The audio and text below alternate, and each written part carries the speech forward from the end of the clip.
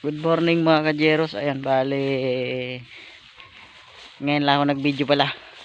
Bali nakapangwa na pala ako ng okra kanina. Ngayon lang naisipan mag video. Ayan, bali ito na yung okra. Hapit na mapuno ang sako. Bali meron bang kuwain dito sa gilid. Ayan, ngayon lang ako naka video. Di na ako naka video kanina. Ngayon lang naisipan mag video guys, mag vlog ba. Bali ito na lang ang panguwaan ng okra sa gilid na yan. Ayan, mga siguro mga 5 kalinya na lang, 5 kalinya guys ang kuwaan ng okra na bunga. Pero grabe talaga guys, napakamura ang okra ngayon. Ang okra 10 na lang ang kilo. 10 na lang ang kilo sa iba. Katong unang bunga nito, mga unang bunga na tsempuan pa yung ano guys, kanang mahal pa, 60 ang kilo. Hanggang sa nag 50 na lang ang kilo. Bumaba siya. Ngayon 10 na lang, halos wala nang magpalit sa lungsod, sa Banwa ba kung tawagin sa amin sa Bicol, Banwa. Bali malawak tong okrahan na to guys. Meron pa dun sa may bahay, meron pa dun okra. Bali ano yan oh, malapit na mapuno ang isang sako na yan na okra. Time check pala tayo, ang oras natin ay alas 9 na. Alas 9 na.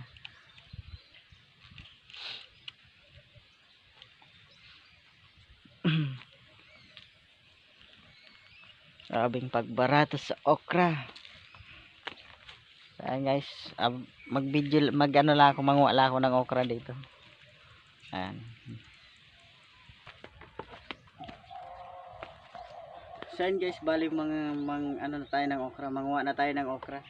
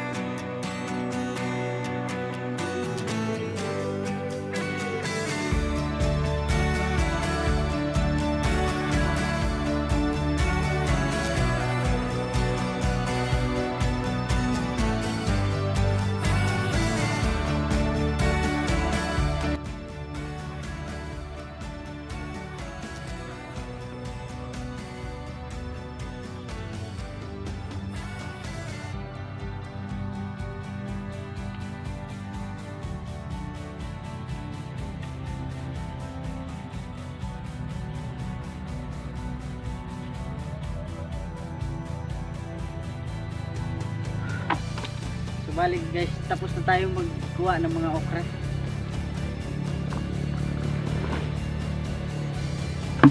Isang sako. Oh.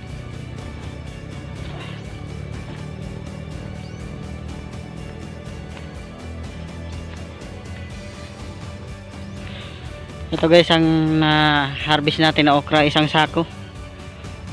Grabe, daghan ng bunga. Maraming bunga. Bali ang sunod na harvest nito guys, mga Miyerkules or Huwebes.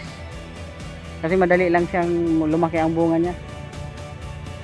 Grabe init. Ayan.